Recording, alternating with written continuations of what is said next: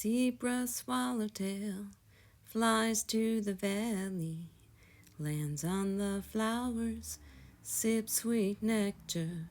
Life is sweet, life is good, life is right. Restoring Zebra Swallowtails to Pittsburgh, a story of loss and potential renewal. This being 2.0 is different than 1.0. It will be longer than footnotes. Some will be humorous because I have lots of little jokes that are probably only funny to me. I will also include slides that I cut from the original because of time constraints. Yes, this is going to be unhinged. If you don't have the interest or the time, go to the original or skip ahead whenever I know you. Because I am a zany person, I will mark footnotes with various emojis. I will start my randomness with a made-up term for the zebra swallowtail, zebra tail. James Friel, a scientist who has been doing a genetic study of pawpaws, uses this term. I like it. In addition, I will refer to the spicebush swallowtail as the spicebush tail. It's fun and it's cute. Now let's get on with it. The zebra swallowtail is a beautiful butterfly that used to be in Pittsburgh. It is now not very far away, an hour drive actually, but it's not here. We can and should bring the zebra swallowtail back to Pittsburgh. The zebra swallowtail, Protographium marcellus, like all butterflies, has a specific host plant, which is the pawpaw tree, Asamina triloba. It lays its eggs on the pawpaws, and its caterpillars eat nothing but pawpaw leaves. Without pawpaws, there are no zebra swallowtails. In the Pittsburgh area, pawpaw patches that were common in the past are now spread too far apart to reliably support the zebra swallowtail, so it is no longer here. Heavy industrial development, especially steel mills, destroyed the majority of pawpaw patches. There's a John Kane painting. Zebra swallowtails rarely stray more than a few miles from a pawpaw patch because they are not high flyers. Pawpaws need to be restored if we want zebra swallowtails to return. We need pawpaw corridors, not a series of oases. Remember, zebra swallowtails do not go more than a few miles from a pawpaw patch. Pawpaws themselves do not spread unless the population reaches a critical mass. Small note, I decided to start this out repetitive in a way to echo TED Talks. I'll talk about that later. A lot of this talk is ultimately about restoring pawpaw trees. Pawpaws in large number are what is necessary for zebra swallowtails to exist. If there's not enough pawpaws to support zebra swallowtails, then the pawpaws themselves are threatened. Passive restoration is the norm for areas devastated by various industries. Pawpaws are one plant that does not spread like other plants. It, like the avocado, probably spread the most when the First Nations came to the Americas. That's kind of neither here nor there. Anyway, I'll get on with it. I have some theories about how it used to be, and my research brought me to megafauna and the early oil industry, but we have limited time here. I'll get back to it. What is very important in understanding why pawpaws disappeared is understanding passive restoration. Okay, so I've said 17 pawpaws just before this. Passive restoration is where environmental stressors such as deforestation, fossil fuel extraction, and heavy industry are removed and colonization by plants and animals takes place naturally. As far as the pawpaw and zebra tail in the Pittsburgh area are concerned, fossil fuel extraction and industrial development seems to have had the greatest negative impact. Pawpaws, for reasons that I will explain, require active restoration. Pawpaws and therefore zebra swallowtails very likely existed in more areas than is recognized. I believe that they used to exist in a large part of northwestern Pennsylvania. I have documented a wild patch of pawpaws in an area of north of where they are. Common wisdom says they exist. Remains of mastodons were found in that area, which was a spreader of pawpaws. I also know that pawpaw seeds were found in the Meadowcroft Rock Shelter, which is in an area where pawpaws are currently almost unknown. So here we have a young Andrew Carnegie. He had a lot to do with this. Pit Hole City in Venango County. Pretty cool thingy there. Jim Motivazio. I'm going to just laugh at him. He's my first boss. Oh, the emoji graph represents my conclusion about the history of past animal dispersion of pawpaws that I came to that is relevant to their sustainability. Each emoji is 1 to 3 miles or 2 to 5K. Kind of random, but not bad. Megafauna, early days, mastodons, giant camels, giant ground sloths, and giant beavers over a period of millions of years. Probably should give them more credit than I do here, but okay. Native Americans, mostly numerous unnamed tribes, and the current animals except for feral pigs. Probably within the last 10,000 years. It's kind of hard to say. You have to think in terms of how much agriculture there was. And current days, probably worse than represented. I believe that the pawpaw co-evolved with the various megafauna, mastodons in particular, but that it is highly likely that they spread most rapidly when Native Americans planted them, much like they planted other crops, including corn, beans, and squash.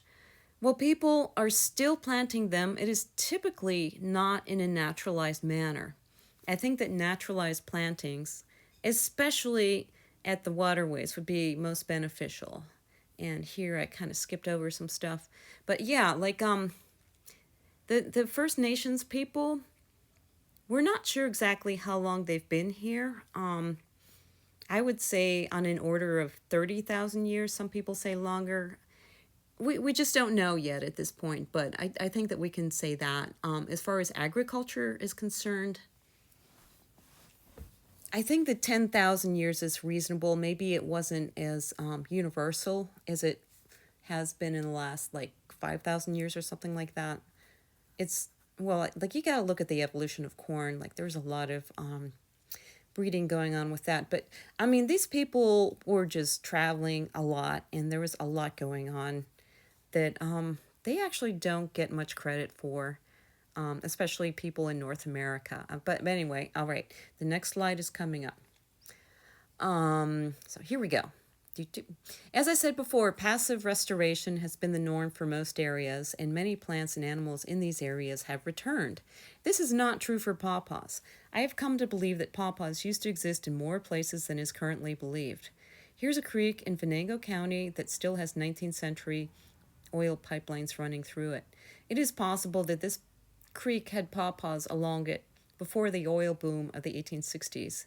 Briefly, I will run some slides showing how much real estate the steel industry uses, because it is a primary cause of the disappearance of the zebra swallowtail and pawpaw patches in the Pittsburgh area. Now, I haven't proved anything about Venango County just yet, but nothing has refuted me. In fact, I found other things that are more encouraging. My brief summary of why steel was terrible. I really want to talk about all the characters here, but I'll just identify these two, Gayasuta and George. They are a prelude to future developments.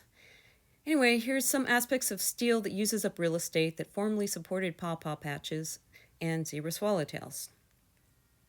Trigger warning! Trigger warning! The next series of slides show what I believe is what ultimately led to the extirpation of the zebra tail from Pittsburgh. If you think this bunch of slides represents the past and should be forgotten, and it angers you to be reminded of things in the past that are unpleasant, then you may fast forward.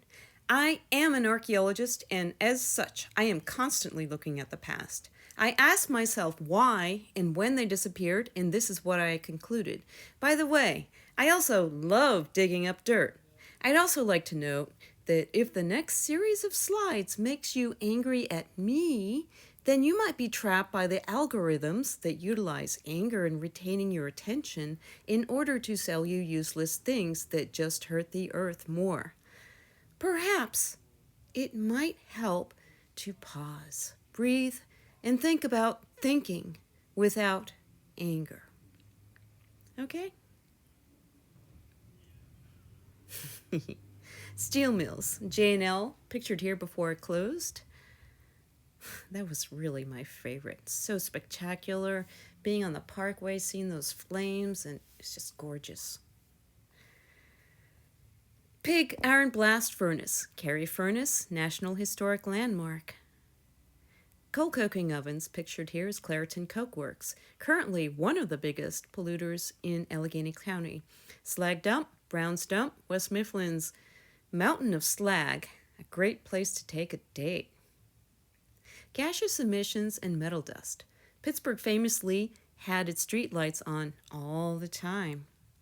Coal mines. For the time frame in which the zebra swallowtail disappeared from the Pittsburgh area, underground mines. mine tailings, coal dumps, also called gob piles, somewhere in Pennsylvania. And I just want you to know my nickname is Gob. I am fine with that. I know gob sounds like spit or whatever. It's what I am. I'm a lady. I look like a lady, but you can call me Gob too, or Gabrielle.